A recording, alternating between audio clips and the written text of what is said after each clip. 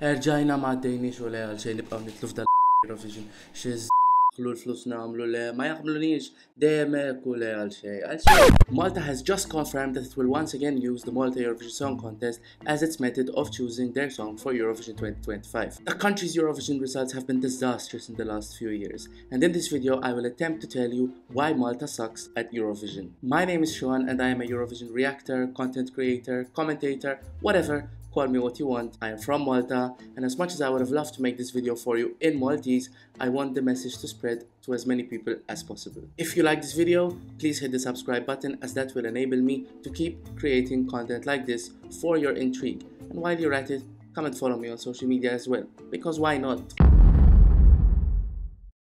2025 looks like it's going to be a good year for the Maltese selection. TVM has announced that there will be no more quarterfinals, no more revamps, no more pre-recorded performances, nothing. It's all gone. MESC will return to its traditional format in a live arena with a live audience, with 2 semi-finals and a final, just like Benidorm Fest, for example. Does this mean we should finally expect good things from Malta at Eurovision?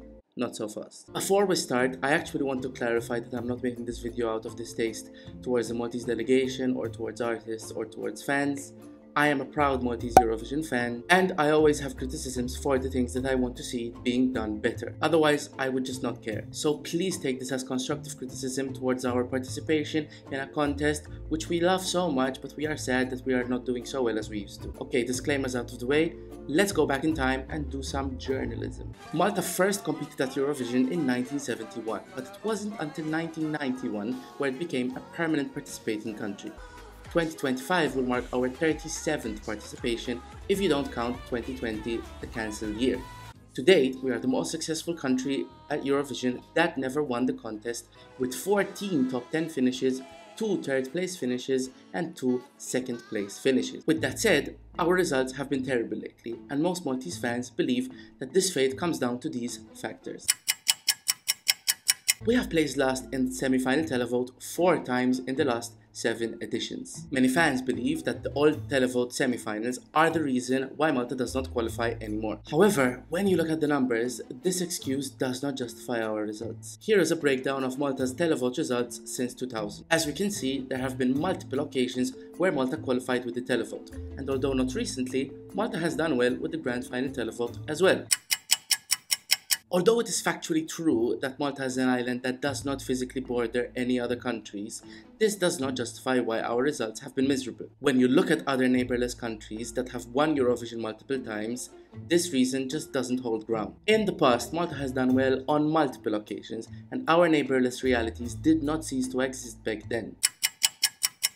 This phenomenon has been proven to be natural among countries which share language, culture, history, and borders throughout the contest's evolution. Many fans believe that since Malta is alone down in the Mediterranean, it is at a disadvantage. The debunking of this theory, however, can be seen in the early 2000s, where Malta achieved both of its second place finishes in its history. Both of these years are considered to be part of an era where bloc voting was at its peak, and Eurovision Eastern powerhouses like Romania, Russia, and Turkey used to participate.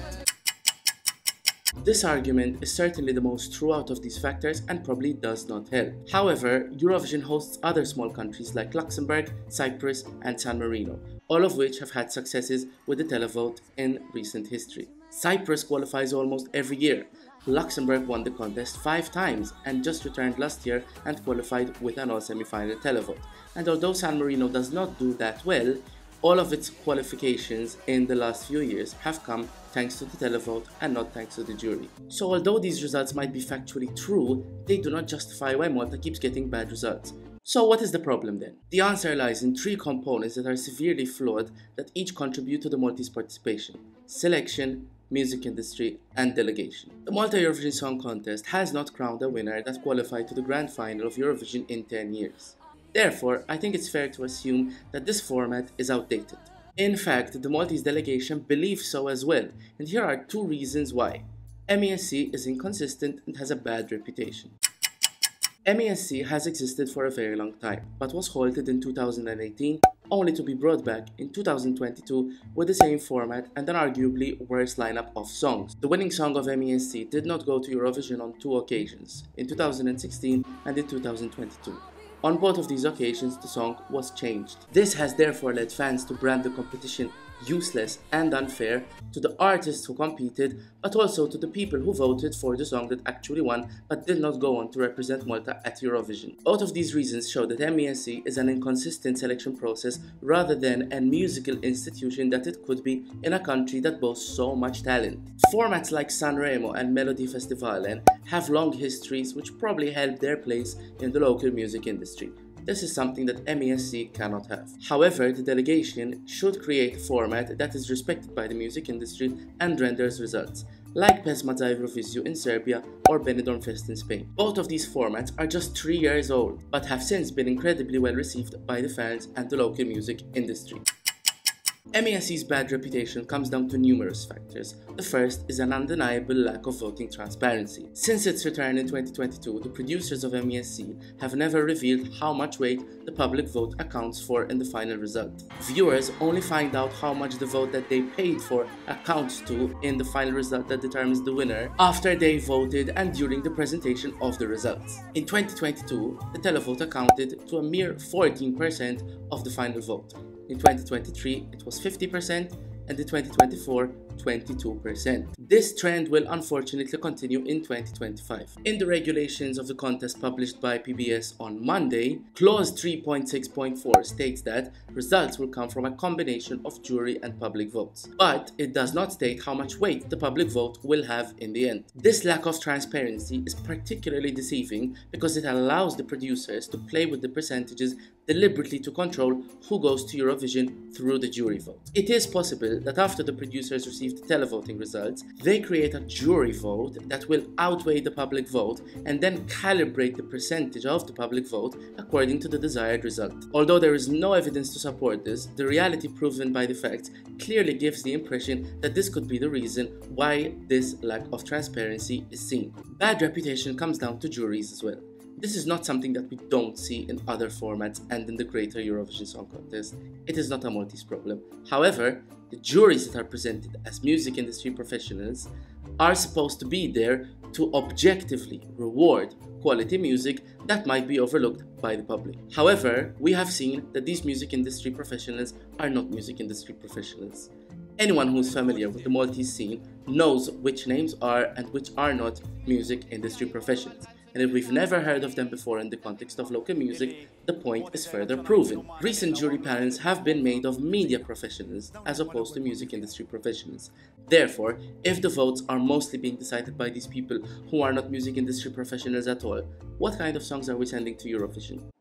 Since its return, MESC has provided too many scandals, from the lack of voting transparency to juries that are not professionals. The straw that broke the camel's back came in 2023 when Aiden Kassar was disqualified from the competition. TVM alleged that he broke one of the golden rules of the competition by posting a video of him and his dancers practicing their routine should the song make it to the next round of the selection process. This was very controversial at the time for two reasons. Aiden was the red-hot favorite to win the competition. Both local and international fans and their support showed that he was likely to win the televote. Second, it was later discovered that what Aiden had done was also being done by other artists on their Instagram pages as well. This proved that Aiden did not have an unfair advantage over everyone. The message that TVM sent through this disqualification was that at all costs they did not want Aiden's participation at Eurovision and wanted to stop it before the fans could even vote for it to happen.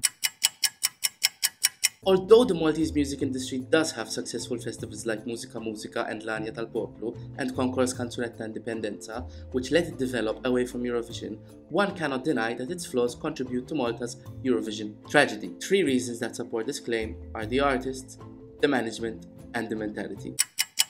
Every year, fans note that the MESC lineup seems to exist for the same names year in, year out.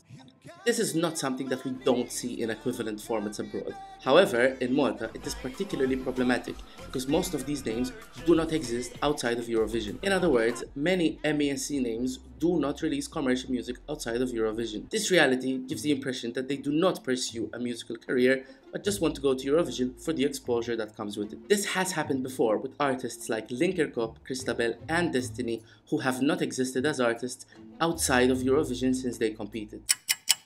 Most artists in Malta do not have record labels or management teams behind them. This means that the formation of a solid music industry lacks direction. Here in Malta, we boast of great talent for our size, and I'm sure that artists would love to be full-time musicians if they had the opportunity to do so. However, they cannot afford it, and opportunities for a full-time career are scarce. We cannot blame the artists for this, but the impression given is that Eurovision in Malta is just a prize awarded to one singer every year, as opposed to a showcase of local, relevant music as it is in so many countries. Most Maltese artists have this lingering idea that for a song to be successful and competitive, a foreign songwriting team is needed. This is seen every year from the songwriting teams behind the artists that are most aspiring to go to Eurovision. This mentality keeps Malta's participation at Eurovision inauthentic and devoid from any cultural representation of our local music. It is absolutely illogical to look at what is well received by televoters and compete with a song that has been likely passed around foreign singers who refused it. This formula has proven outdated and unreliable for immediate success. Although it is not a guarantee that a local team will write the song, it is definitely less costly and more respectable when a local effort is presented. This is seen in recent efforts with songs like that of Sarah Bonnici, Christabel, and Emma Muscat. These songs were all written by foreign teams and achieved disappointing results. The Maltese delegation is currently led by Gordon Bonello, a former actor and current TV host and CEO at TVM. Once again, this segment does not take personal aim at the delegation members. However, with the track record of this delegation, it is only natural that the decisions of these people are responsible for Malta's poor showing at Eurovision. Let's discuss these decisions one by one.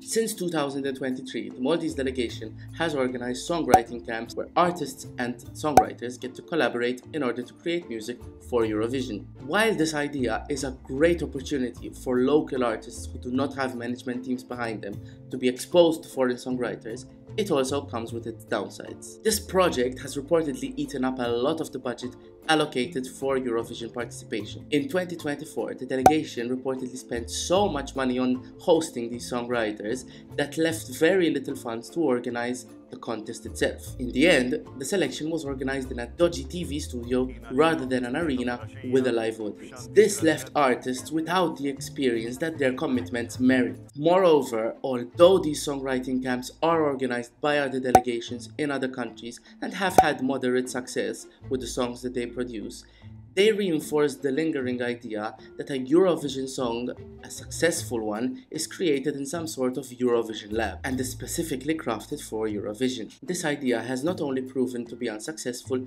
but also damaging to the contest's reputation, especially when we look at what did well in the televote in the most recent editions. Most songs from consistently successful Eurovision countries are not written specifically for Eurovision, but rather by authentic efforts carried from the artists themselves. They only find their way to the competition usually because the artists believe that such songs represent their artistry well enough to be on a global stage without a need for expectation or results.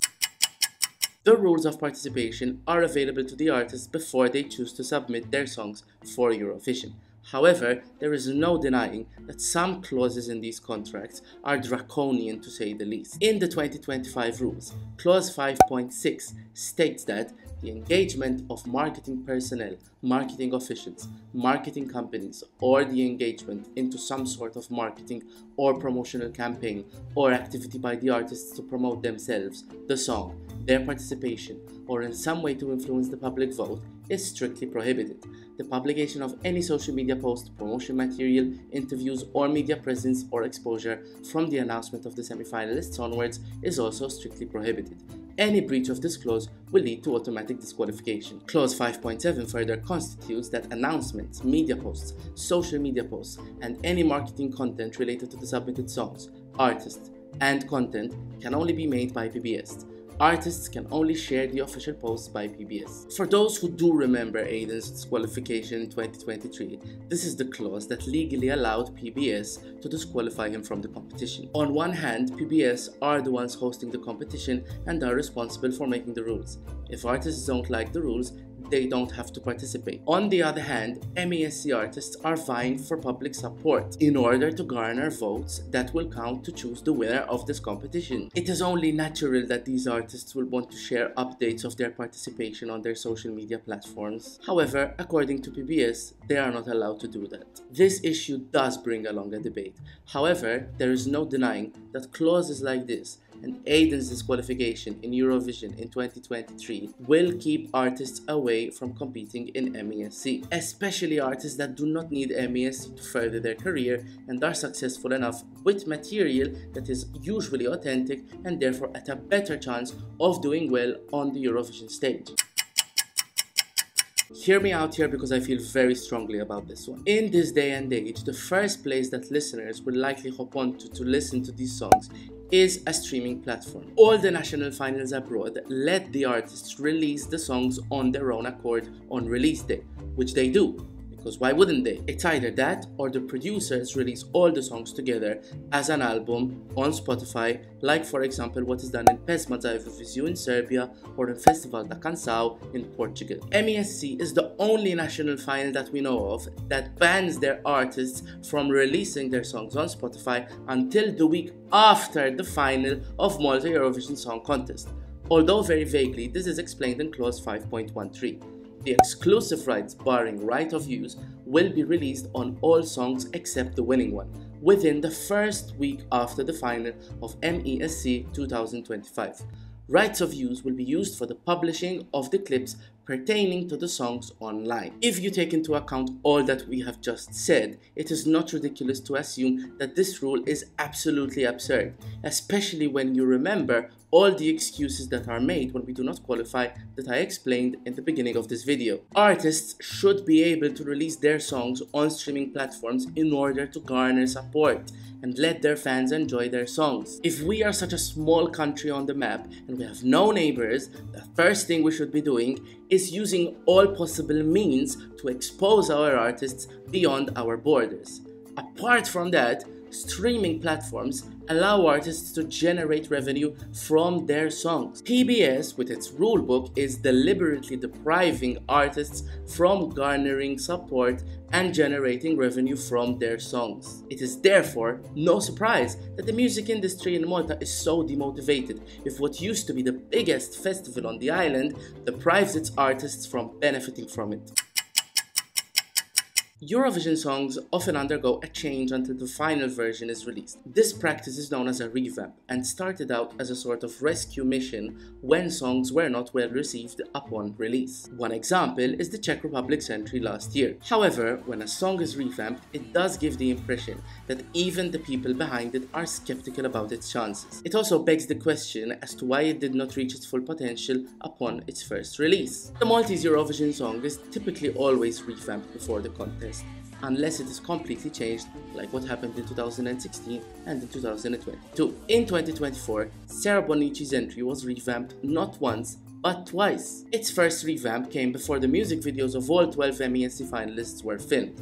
However, after Loop 1, the song was released in a third version, where it was given a tiny melody change and 5 new songwriters in the process. Before MESC, the songwriters credited were Sarah herself, Kevin Lee, Sebastian Pritchard James, Michael Giocchini, and later Gotche Angel. After the revamp, Linnea and Joy Deb, John Emil Johansson, Ale Zabala, and Matthew James Borge were added to the grand total of 10 songwriters, 5 OGs, and 5 responsible for a tiny revamp. The impression given here is that for a song that ultimately came last in a semi-final, there is strangely too many people involved in its songwriting process. Now, I do not want to make any allegations here, but my guess is that TVM does not want any of the songs released on Spotify specifically to revamp the song that wins through songwriters that are very well known, like Linnea and Joy Deb, who won Eurovision in 2015 with Måns Zelmerlöw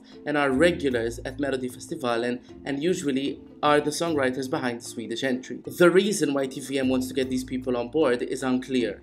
However, we need to keep in mind that songwriting, for many people, is not an art but a money-making business. Therefore, after almost 6 hours of me yapping, we can finally understand why Malta sucks at Eurovision so bad, and why this delegation needs to pull up its socks if it wants to keep being the delegation responsible of Malta's participation at Eurovision. With that said, I will not shoulder off responsibility, and I will share with you 10 things that I believe need to change in order for an overturn of Malta's dark days at Eurovision. The song is the basis of everything at Eurovision. It cannot be compromised for a vocal performance nor a stage show. The focus has to be on an immediate offering that is able to capture the attention of 200 million viewers in 3 minutes. Vocals and staging are necessary additions to the song, but not replacements to the immediacy of the song. As we've seen with Loop, no staging, choreography, or insane vocals can save a mediocre song. 99% of the people who are watching Eurovision and are voting have heard the songs 0 times before, and this is the first impression that they're getting on the night. Most songs at MESC are unoriginal, dated, and flavorless. Eurovision is a yearly competition, and music is a constant evolution. Artists and songwriters should not try to replicate what did well in the previous contest to be successful, because what did well last year is already dated this year. A song must be authentic to the artist. Since this is Eurovision, I think it's about time we start having a conversation about how Malta's Eurovision songs have no local flavor. Let's not forget that people tune into Eurovision with expectations on what they know of that country away from Eurovision. What do Malta's last 5 songs say about Malta? Nothing.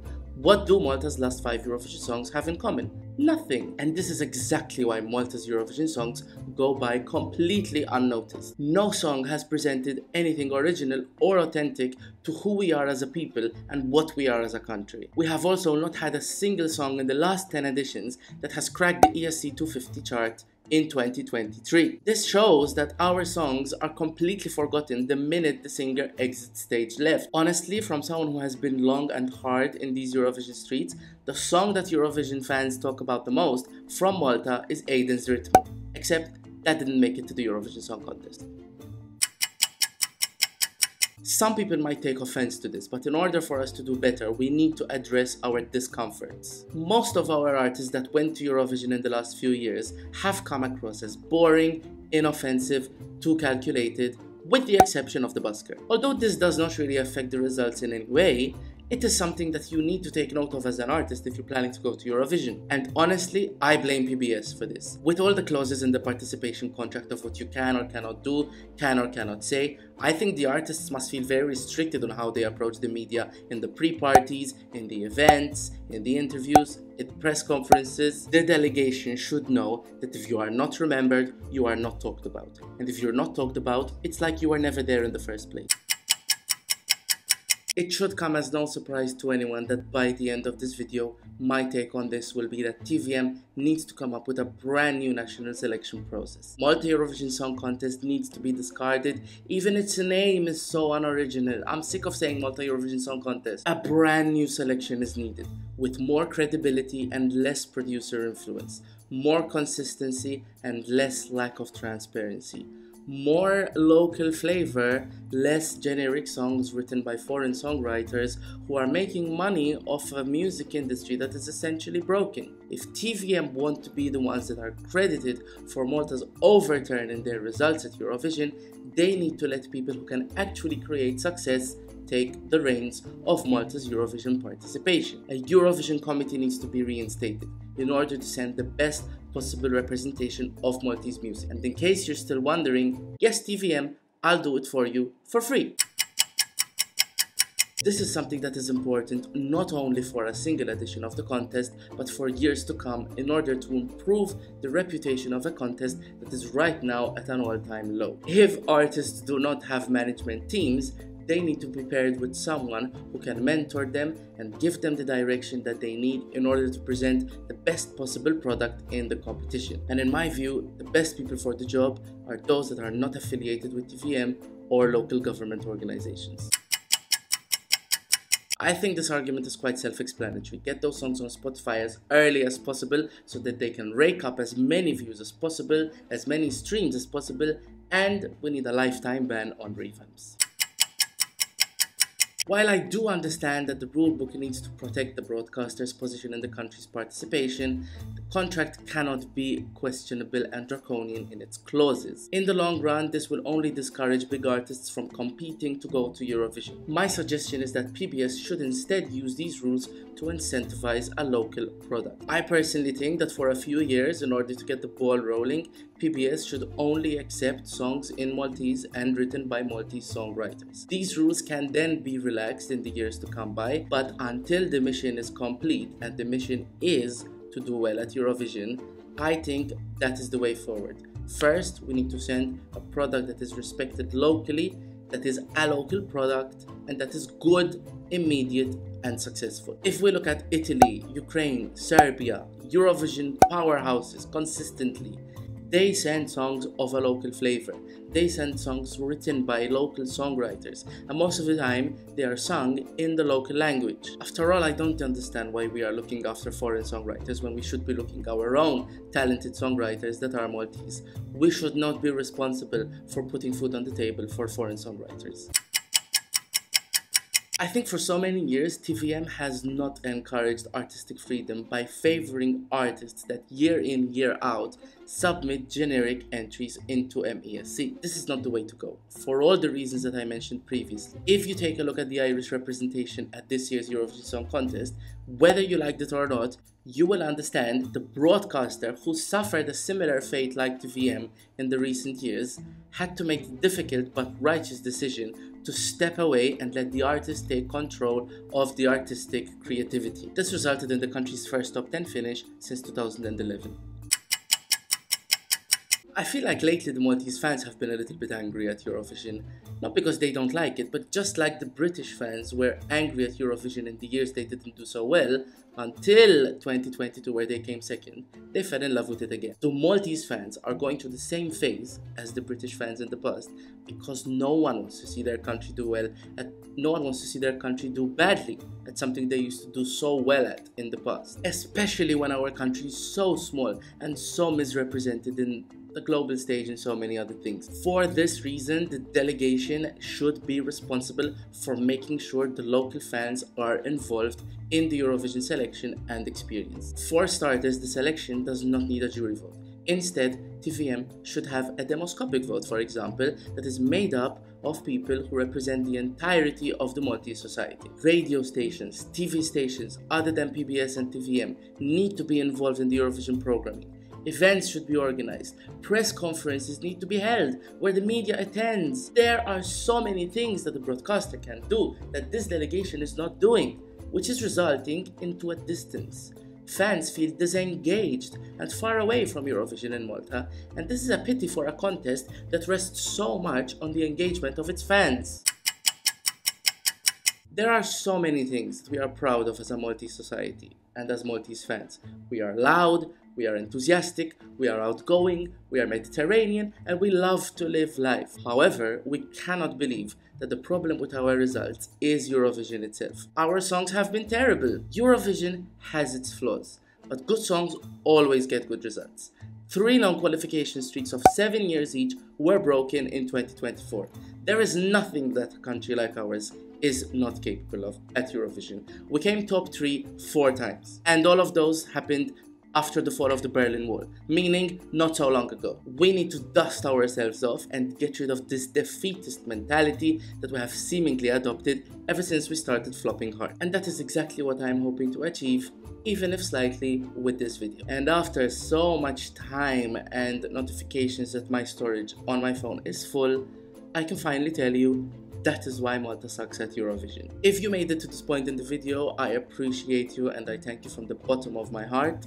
This is the first video for my 2025 coverage, so let the games begin. And if you enjoyed my commentary, come and hit the subscribe button for more of this commentary. Come and follow me on social media. I would appreciate that very much. Subscribes are free and my content is honest, so I promise you will not regret it if you come and subscribe. I must end this video by congratulating TVM on the changes that they made for the 2025 selection, most notably the return of the live shows and the live audiences, and I can say that after skipping last year's edition, I will return back on my sofa to watch the Malta Eurovision Song Contest. Once again, thank you for watching. Let's get hyped for Eurovision 2025 together. Thank you. Bye bye.